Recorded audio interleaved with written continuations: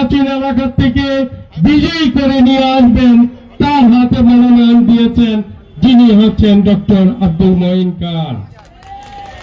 আমরা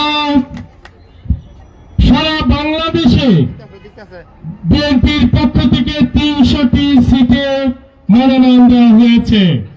সেই ক্ষেত্রে আমরা আপনাদের মাঝে যাকে নিয়ে উপস্থিত হয়েছি, ধানের শীতের জন্য ভোট চাচ্ছি, তিনি কিন্তু 300টা সিটের মধ্যে আমি একটু পিছনে ফিরে যেতে চাই, যেখানে আমাদের স্যার বাংলাদেশের মধ্যে যিনি মেট্রিকে প্রথম স্থান অধিকার করেছিলেন মেট্রিকের রেজাল্টে, দ্বিতীয় ইন্টারমিডিয়েটে সারা বাংলাদেশে চ্যালেঞ্জ দিয়ে যিনি পরীক্ষা দিয়েছিলেন, বলেছিলেন পরীক্ষার পূর্বে আমি বাংলাদেশের মধ্যে ইনশাল্লাহ আমি পরীক্ষা ইন্টারমিডিয়েটে প্রথম স্থান অধিকার করব। এই গল্পগুলি আমরা শুনেছি এবং জেনেছি। সেই ব্যক্তিকে মনোনয়ন দিয়েছে ভারপ্রাপ্ত চেয়ারম্যান জনাব দলের যিনি চেয়ারম্যান তারেক রহমান সাহেব বেছে নিয়েছেন, এবং আজকে যিনি প্রার্থী হয়েছেন ধানের শীষে, আপনারা কিন্তু 4 বার ওনাকে ধানের শীষ প্রতীকে ভোট দিয়ে নির্বাচিত করেছেন। এই মেয়রপাড়া ইউনিয়ন থেকে সর্বোচ্চ ভোট দিয়ে আপনারা এই নির্বাচিত করে জাতীয় সংসদে পাঠিয়েছিলেন। এবং শুধু তাই নয়, 3 বার আপনারা 4 বার এমপি হিসেবে ভোট দিয়েছেন। তিনি 3 বার মন্ত্রী পরিষদের, আজকে আমরা যার নাম স্মরণ করলে আমাদের চোখের পানি ভেসে যায়, দেশনেত্রী বেগম খালেদা জিয়ার, যে বেগম খালেদা জিয়ার মৃত্যুর দিনে সারা বাংলাদেশ স্তব্ধ হয়ে গিয়েছিল। ওনার জানাজাতে সারা পৃথিবীর মধ্যে ইতিহাসে 2 থেকে 3টি বড় জানাজা হয়েছিল। সেই আমরা অত্যন্ত গর্বিত, আমরা সেই দলের একটি কর্মী। আমাদের দলের চেয়ারপারসন দেশনেত্রী বেগম খালেদা জিয়া জানাজা সারা পৃথিবীর মধ্যে 2 থেকে 3টি জানাজার মধ্যে একটি জানাজা ছিল, এত মানুষের উপস্থিতি ছিল।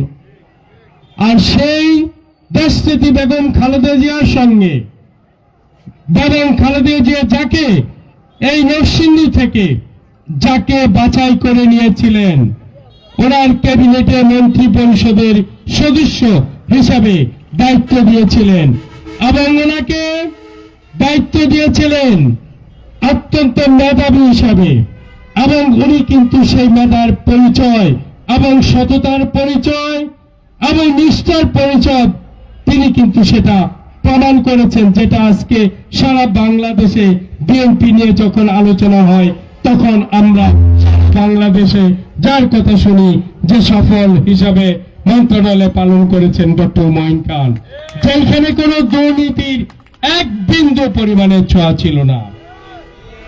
সেই ব্যক্তি আজকে আপনাদের মাঝে পুনরায় দেশনেত্রী বেগম খালেদা জিয়ার সুযোগ্য সন্তান তারেক রহমান সাহেবের দলের দায়িত্ব গ্রহণ করেছেন। তিনি এখন নরসিংদী থেকে 2 থেকে মনোনয়ন দিয়ে আজকে আপনাদের মাঝে পাঠিয়েছেন। আপনারা শুধু বলুন, আমরা কি আগামী দিন ধানের শীষে সারা বাংলাদেশে 300টি সিটের মধ্যে আমরা কি পারবো না আমাদের স্যারকে ধানের শীষে বিজয়ী করতে? দুই হাত তুলে দেখান, দুই হাত তুলে দেখান। কারণ আপনাদের পূর্বেও এই ঐতিহ্য ছিল মরহুম মোমেন খান সাহেবের, যার পিতাকে আপনারাই নরসিংদী 1 আসন থেকে এই মেয়রপাড়া ইউনিয়ন তখন মোমেন খান সাহেবের নির্বাচন এলাকা ছিল। সেই নির্বাচনী এলাকা থেকে সারা বাংলাদেশের মধ্যে সর্বোচ্চ ভোট দিয়ে যার পিতা মরহুম আব্দুল মোমেন খান সাহেবকে নির্বাচিত আপনারাই করেছিলেন। তাই আমি আজকে আপনাদের মাঝে শুধু একটি অনুরোধ রেখে যেতে চাই, যে অনুরোধটুকু আমরা আগামী নির্বাচনে ডক্টর আব্দুল মঈন খান সাহেবকে আমরা এই শপথ আজকে নিতে চাই যে আগামী নির্বাচনে 12 ফেব্রুয়ারি নির্বাচনে সকাল 7:30 পূর্বে সেন্টারে গিয়ে মা বোনদের নিয়ে গিয়ে আপনারা সবার আগে দানের শীষে ভোট দিয়ে সারা বাংলাদেশের মধ্যে সর্বোচ্চ ভোট আমরা দিয়ে পুনরায় আরেকটি নতুন ইতিহাস আমরা গড়তে চাই। আগামী 12ই ফেব্রুয়ারি ডক্টর মঈন খানকে দানের শীষে নির্বাচিত করে এই কথা বলে আপনাদের সকলের সুস্বাস্থ্য কামনা করে আপনারা ঐক্যবদ্ধ মেয়রপাড়া ইউনিয়ন একসঙ্গে কাজ করে যাবেন। আগামী 12 তারিখের পরে আপনাদের মেয়রপাড়ার প্রতিটি উন্নয়ন, প্রতিটি কাজ, রাস্তাঘাট, bridge, culvert, drain, school, college, মন্দির, মাদ্রাসা সহ সকল প্রতিষ্ঠানের উন্নয়ন আমাদের ডক্টর মঈন খান স্যার ইতিমধ্যে ঘোষণা দিয়েছেন তিনি গ্রহণ করবেন। পরিশেষে আপনাদের সকলের সুস্বাস্থ্য কামনা করে আমি আমার বক্তব্য এখনই শেষ করছি। ধন্যবাদ আপনাদের সকলকে। সাথী বন্ধুরা, এবার বক্তব্য